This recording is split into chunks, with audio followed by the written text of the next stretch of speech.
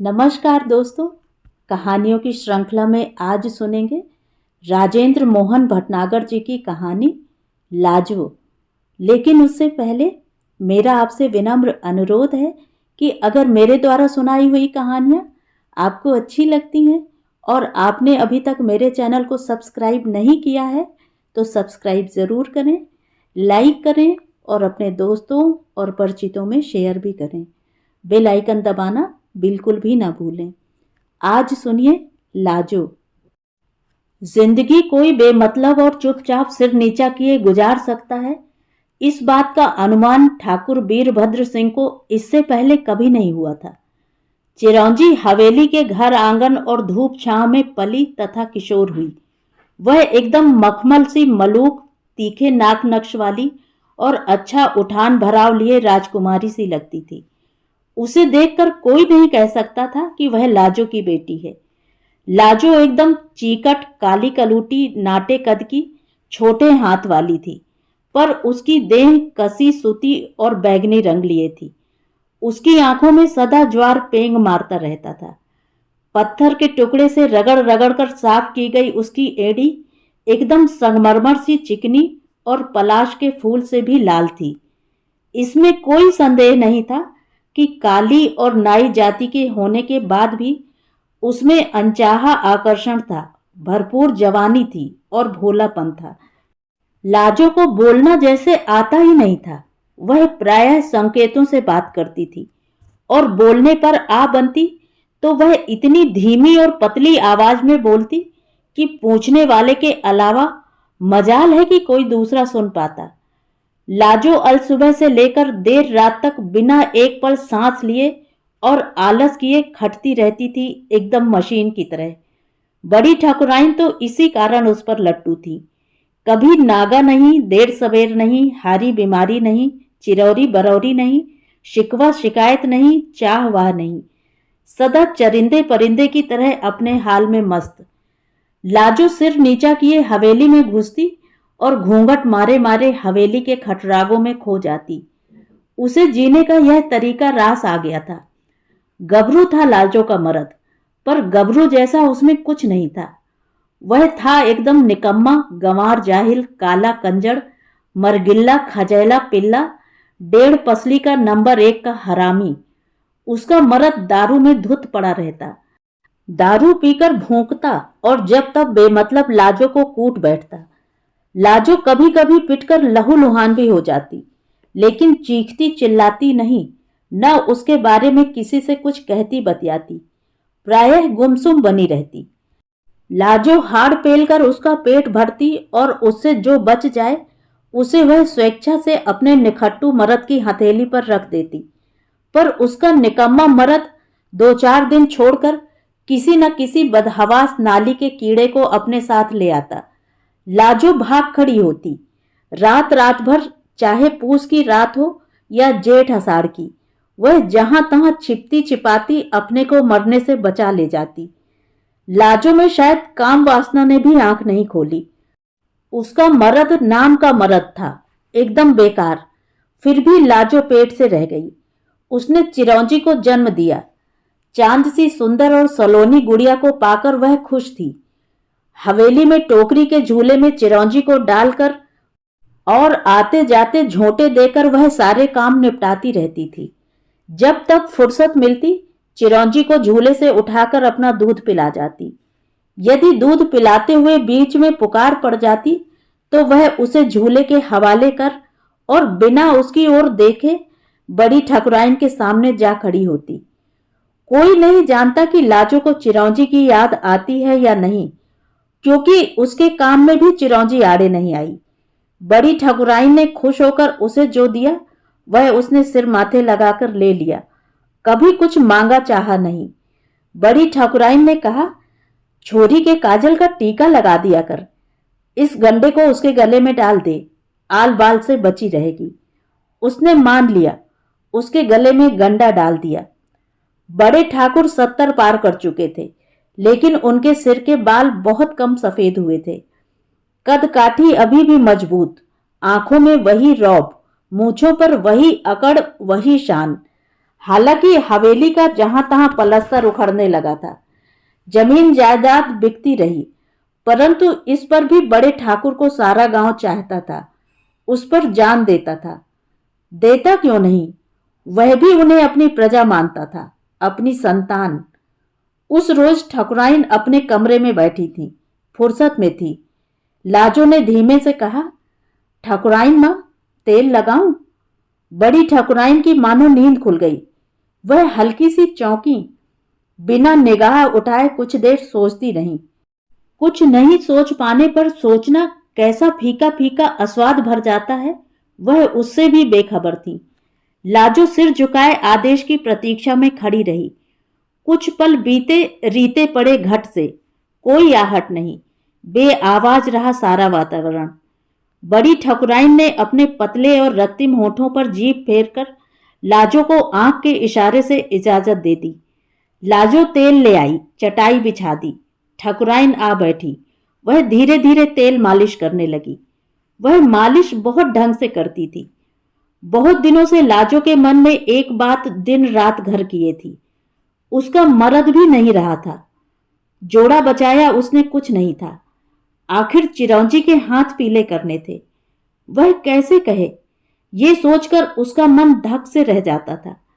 अचानक उसके मुंह से निकल गया, ठकुराइन माँ। बड़ी ठकुराइन ने कुछ देर बाद उसकी ओर देखा और आंखों ही आंखों में कहा कि बोल। लाजो के होंठ चिपके रह गए, दिल घबराने लगा। वह क्या कहे? कुछ देर सन्नाटा कुलबुलाता रहा। बड़ी ठकुराइन ने फिर पूछा, क्या बात है लाजो बेटी? लाजो बड़ी मुश्किल से इतना ही कह पाई, चिरौंजी। क्या हुआ है उसे? बड़ी ठकुराइन ने पूछा। लाजो क्या बताए? वह कुछ तेजी से पांव सूतने लगी। बड़ी ठकुराइन कह रही थी, चिरौंजी सयानी हो रही है, धूप चांदनी सी खिल उठी है। क्या हुआ उसे? लाजो ने पांव सूतना कुछ धीमा किया। जी पक्का कर उसने कहा, ठकुराइन माँ, लड़की पराया धन है, बाप की छाया नहीं रही। तो? बड़ी ठकुराइन इतना कहकर तुरंत संभल गई। बोली, समझी, चिंता फिक्र नहीं, हम तो हैं। अपनी चिरौंजी तो राजकुमारी है, जिस घर में जाएगी उजाला कर देगी। कहीं से कोई बात चली है क्या? लाजो ने सिर हिलाकर मना कर दिया। बड़ी ठकुराइन ने पीठ खंबे के सहारे टिका ली, फिर गहरी सांस लेकर उसे समझाया, अपनी चिरौंजी को रिश्तों की क्या कमी है? अपने बगरू नाई से कहने भर की देर है कि ड्योढ़ी पर रिश्ते हाथ बांधे और सिर झुकाए खड़े होंगे। तेरी भी कोई अपनी इच्छा है क्या? लाजो ने फिर सिर हिलाकर मना कर दिया।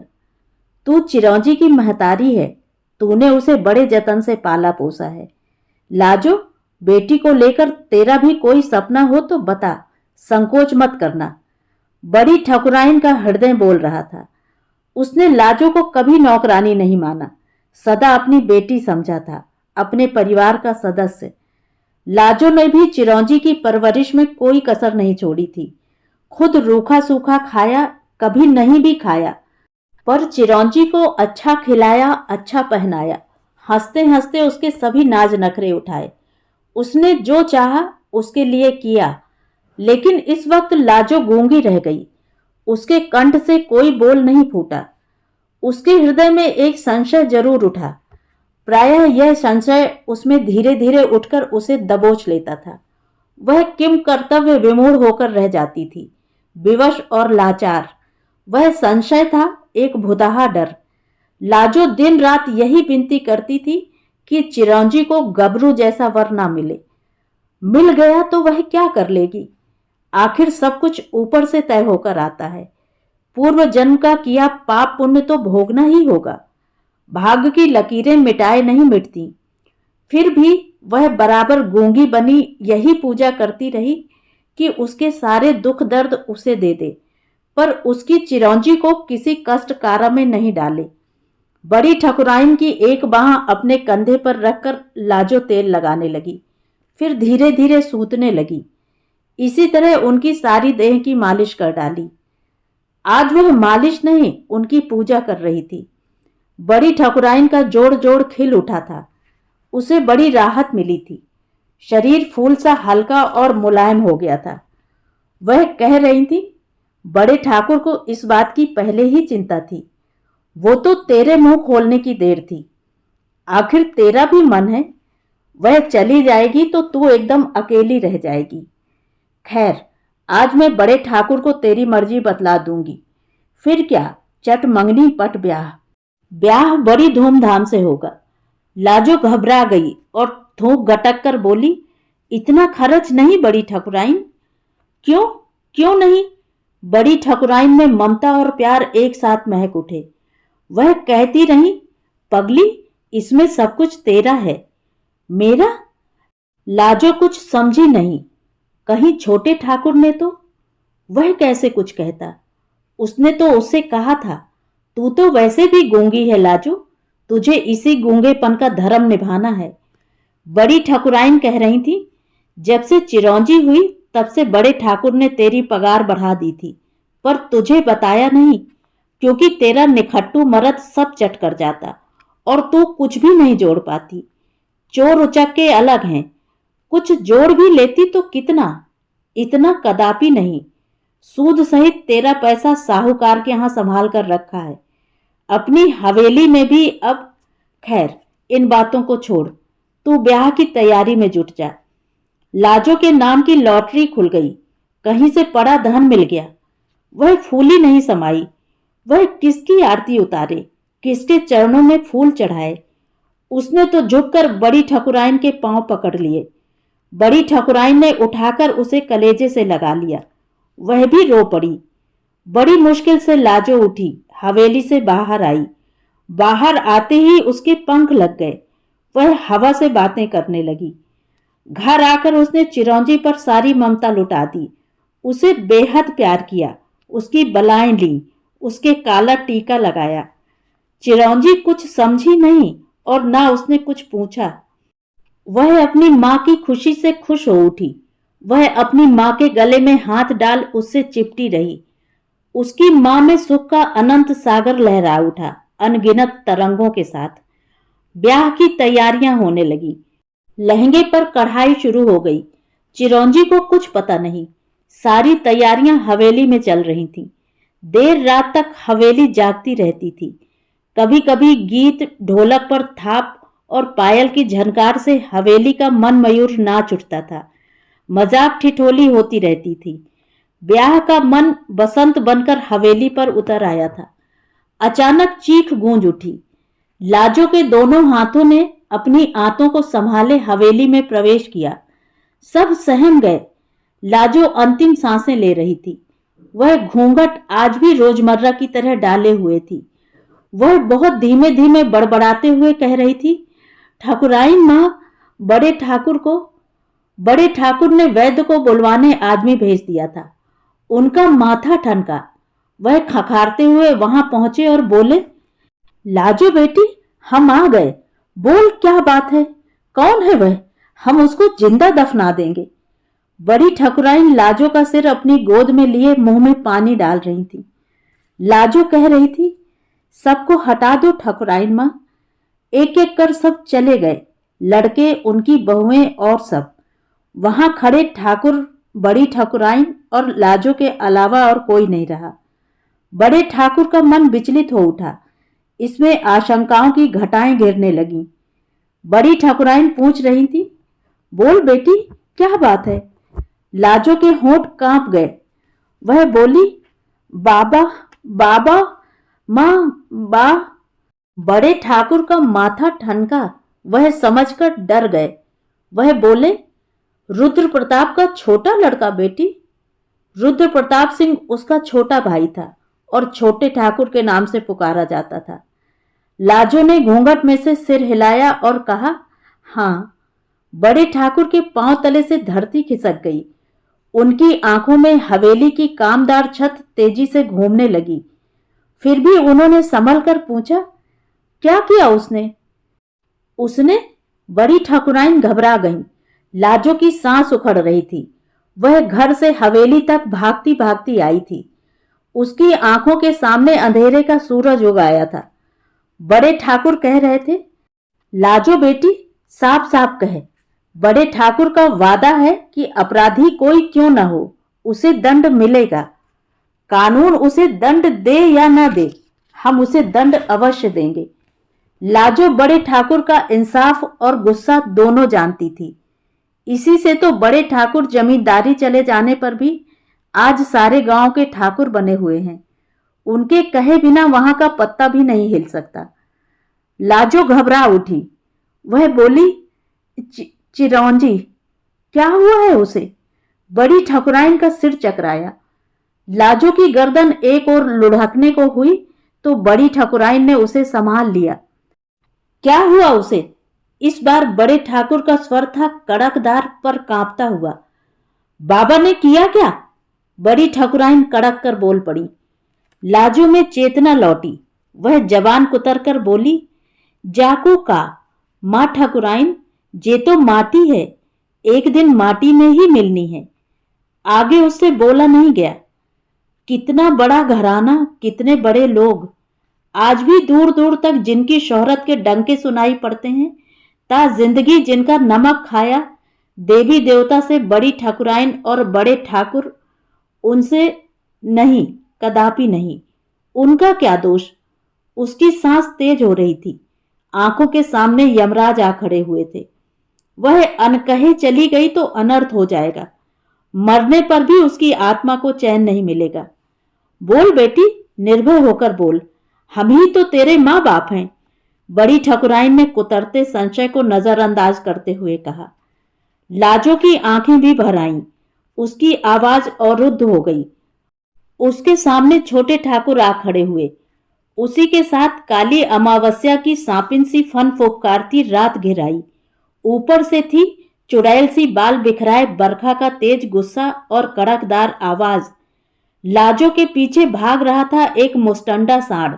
वह हाँफ चली थी, कई बार गिरी, चोट खाई, बदहवास हो उठी। न उसे कोई दिशा सूझ रही थी, न कोई बचाव। औरत कितनी कमजोर है, न अपनी हया ढक सकती है, न लाज। वह भागते भागते बेदम हो गई। उस मुस्टंडे सांड की भयानक आवाज उसका तेजी से पीछा कर रही थी। साली छिनाल लुगाई, बहुत उड़ती फिरी है। आज मैं तुझे नहीं छोड़ूंगा। फाड़ कर खा न गया तो मेरा नाम भी। उससे आगे लाजो ने कुछ नहीं सुना, न कुछ जाना। कांटे चुभे की धांसे, पत्थरों से ठोकर खाई कि कांटों में गिरी, होठों पर खून की बूंदें छलछला आई कि बाह पर। उसे कुछ नहीं मालूम। पता नहीं कैसे वह हवेली के पास जा पहुंची। उसकी सांस बेतरह से उखड़ रही थी। वह हवेली में घुस गई और कच्ची दीवार के सहारे बैठ गई। कुछ देर बाद उसकी धौंकनी सी चल रही सांसों को कुछ राहत मिली।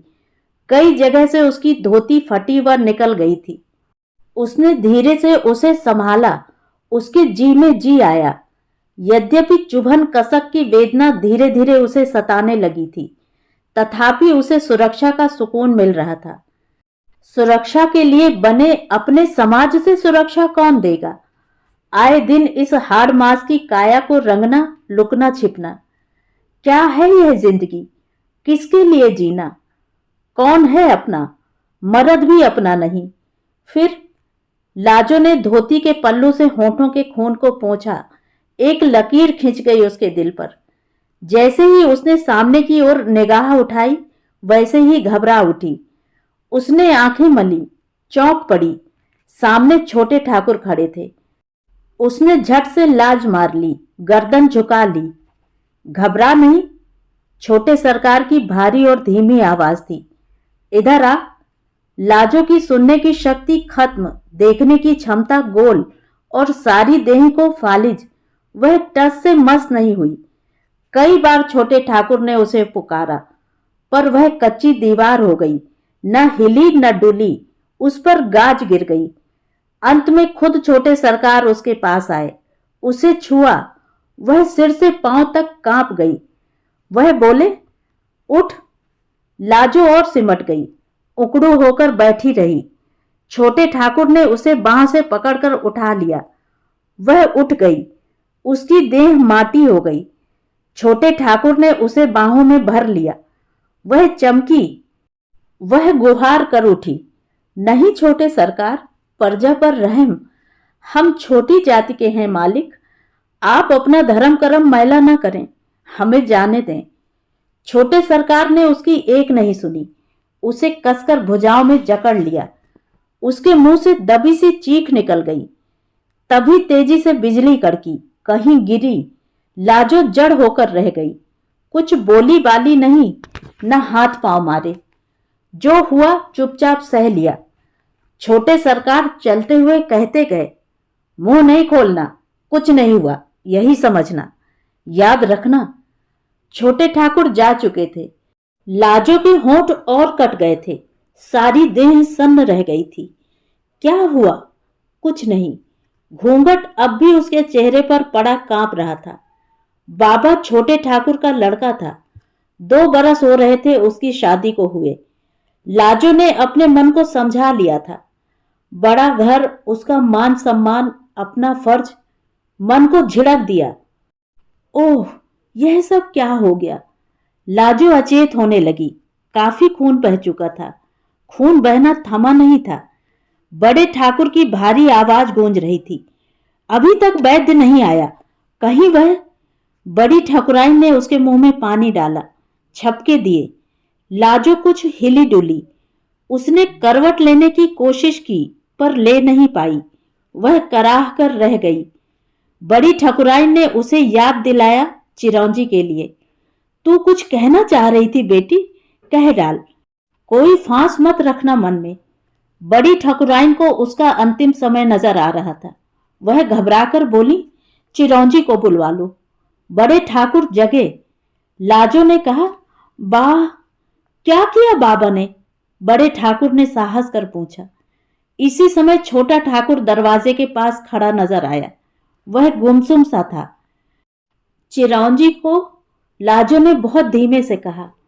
कुछ देर तक वह अपनी तेज होती सांसों के ज्वार भाटे से लड़ती रही।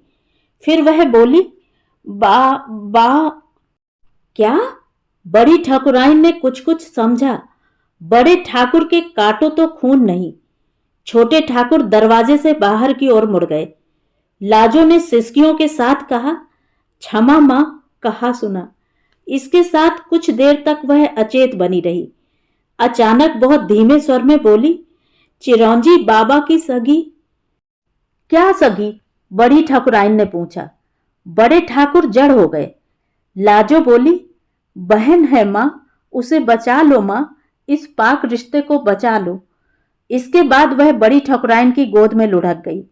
बड़े ठाकुर ने भी भीत पकड़ ली। नहीं पकड़ते तो वह गिर जाते। वैद्य भी आ गया था।